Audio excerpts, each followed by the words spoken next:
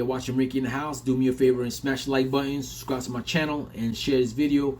Also, remember to turn on that notification bell. That way, you'll know when I post a new video just like this one.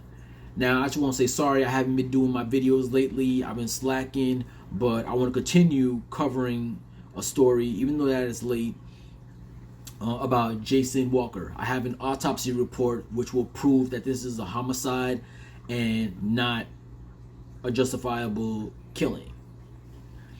Now, the story is that Jason Walker, who was from Fayetteville, was just walking home and he was crossing the street. Now, he's a pedestrian now. And the deputy comes with his truck and ends up hitting him. And Jason Walker's on the ground. And later on, the sheriff's deputy shoots and kills him. And he wants to claim self-defense. That he's saying in his story is that Jason Walker jumped in front of his truck and then started ripping his windshield wipers off and then starts hitting the windows with it and tries to get inside of his door, is what the deputy is saying. Now, this deputy's name is Jeffrey Hash. But none of that, none of the jumping into traffic was true at all, and this autopsy report will prove that. Medical examiner's autopsy report found 4 gunshot wounds on Walker's body. 1 on his head and neck, 1 on his back, 1 on his torso, 1 on his left thigh. Now, that's a lot of shooting right there for it to be self-defense. Now, remember, Jason Walker, he's already hurt. He has no weapon in his hand. So this is an overkill right here.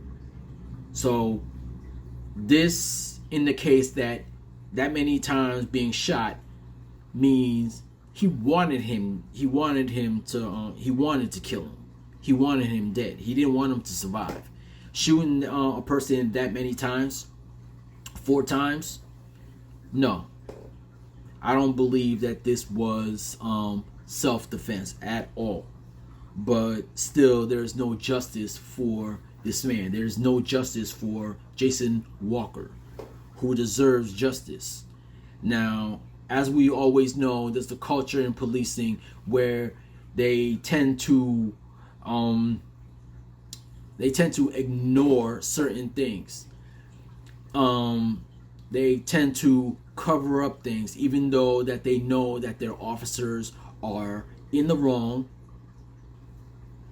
and they pretty much give them like a pat on the shoulder. They don't punish these officers, these deputies, accordingly. They don't punish them to the fullest extent of the law. They just wipe it clean, like if nothing was wrong. But this was a homicide, and medical examiners said so themselves.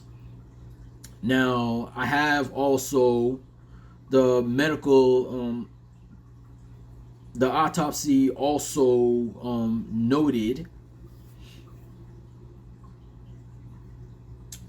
that Walker had some small cuts on his arms, a bruise on his left shoulder. He had no significant natural disease and was not under the influence of alcohol or drugs. Now, they tried to make it seem as if Walker was under something which made him jump in front of traffic, but that was not the case at all. So this proves right here that Walker, all he was doing was just crossing the street, just trying to get to his house, to his family.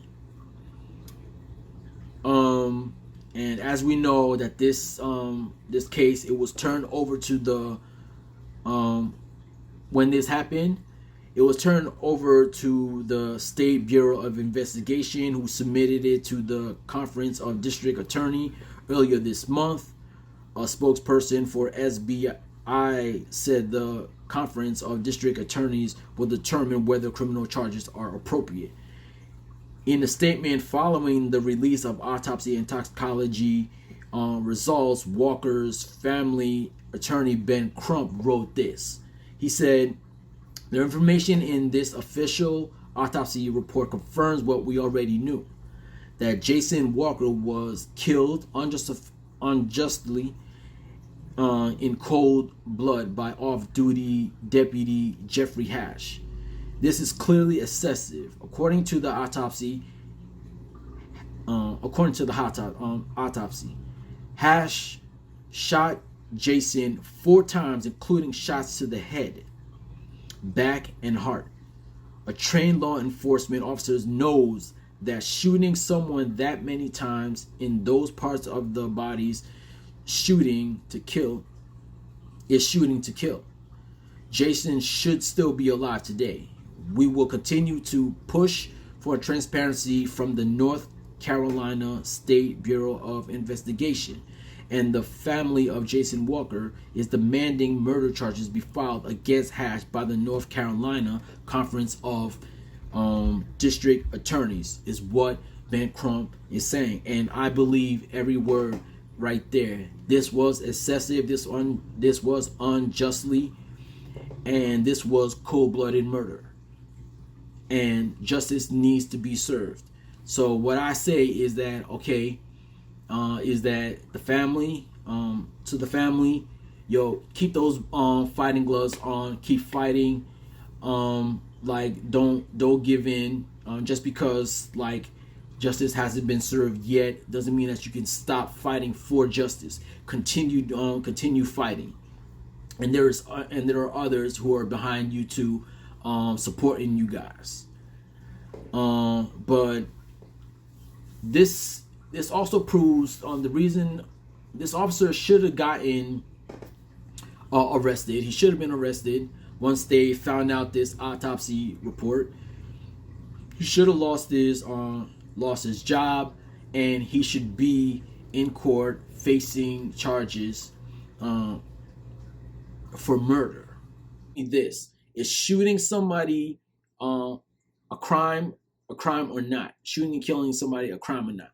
Yes, it is. It doesn't matter if you're a police officer or not. You kill somebody, like that's murder, and you should be held.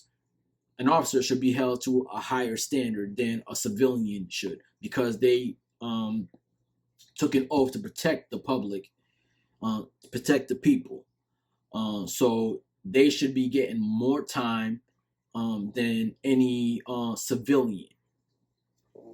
But we'll see where this goes, if this goes anywhere any further. You go ahead, leave a comment in the comment section. Watching Ricky in the House. Peace.